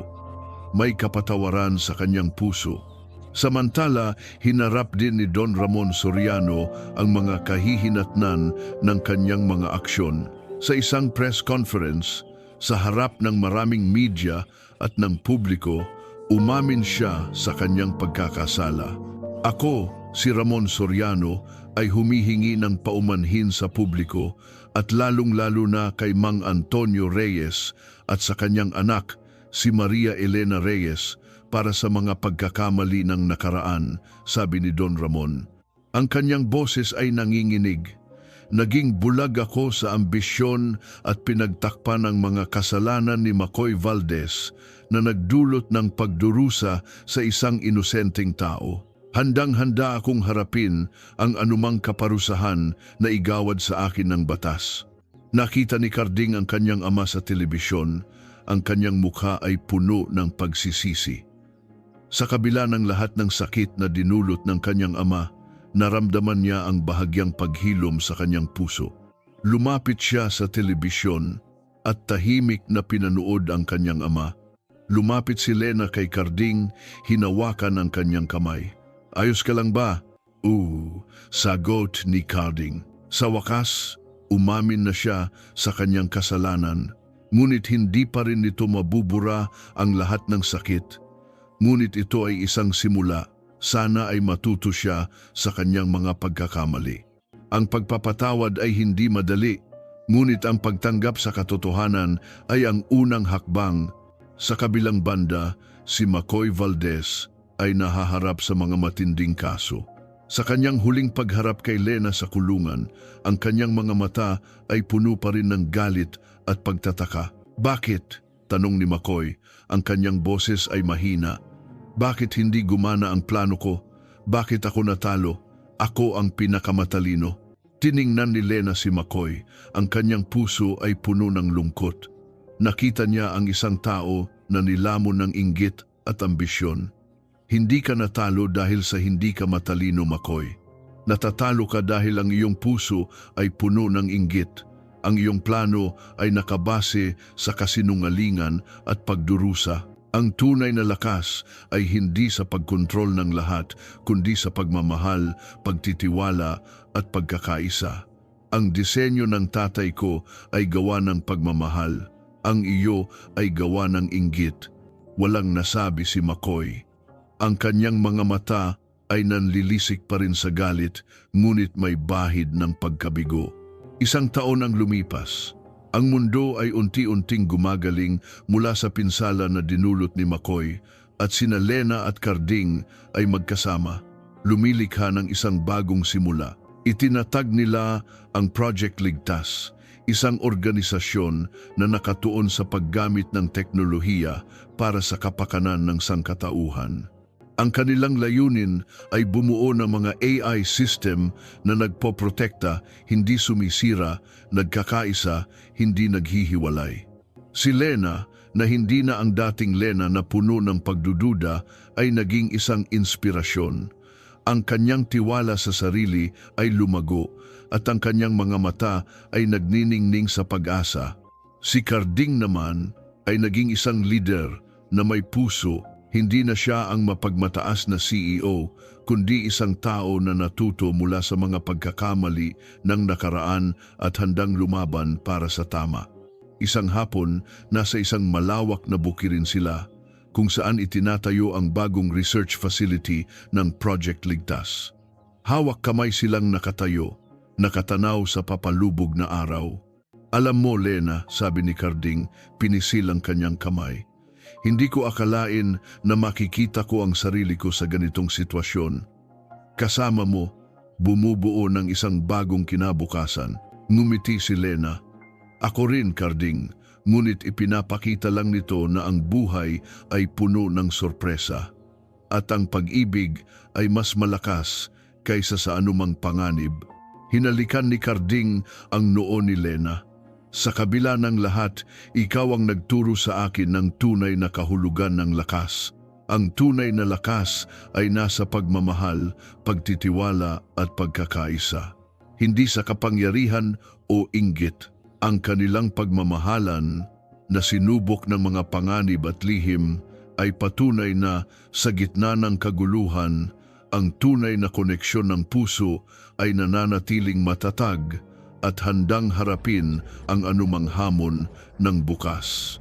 Nakatitig sila sa malawak na horizon kung saan sumisikat ang bagong araw, puno ng pag-asa at bagong simula. Ang kanilang pag-ibig ay isang liwanag na magbibigay gabay sa kanila sa anumang darating. At dito nagtatapos ang kwento ni Lena at Carding. Sa lahat ng aming minamahal na tagapakinig mula sa kaibuturan ng aking puso, maraming salamat sa inyong paglalakbay kasama sina Lena at Carding. Ang bawat salita, bawat emosyon at bawat twist sa kwentong ito ay isinulat ng may pagmamahal at pag-asa. Naging bahagi ako ng bawat ngiti at bawat luha ni Lena, ng bawat pag-aalinlangan at pagbabago ni Carding. May mga sandaling halos hindi ko na makita ang liwanag, ngunit ang pag-asa ng isang magandang pagtatapos ang siyang nagtulak sa akin upang ipagpatuloy ang pagsusulat. Nais kong ipaabot sa inyo na sa likod ng bawat krisis, ng bawat hamon ay mayroong pag-asa. Ang pag-ibig ay hindi lang basta damdamin, ito ay lakas. Ito ay tiwala, pagpapatawad at ang kakayahang makita ang kabutihan sa kabila ng pinakamadilim na anino. Ang kwento ni Lena at Carding ay paalala na ang tunay na kapangyarihan ay nasa pagmamahalan at pagkakaisa, at ang pinakamalaking tagumpay ay ang makahanap ng paghilom at pag-asa sa gitna ng kaguluhan. Kung nakaramdam kayo ng anumang emosyon habang pinapakinggan ang kwentong ito, magiging maligaya po akong malaman ang inyong mga saloobin. Ibahagi ninyo po ang inyong mga komento sa ibaba at hayaan nating patuloy na magbigay inspirasyon ang bawat kwento ng pag-ibig. Maraming salamat muli at hanggang sa muli nating pagkikita sa susunod na kwento. Jonaib Had.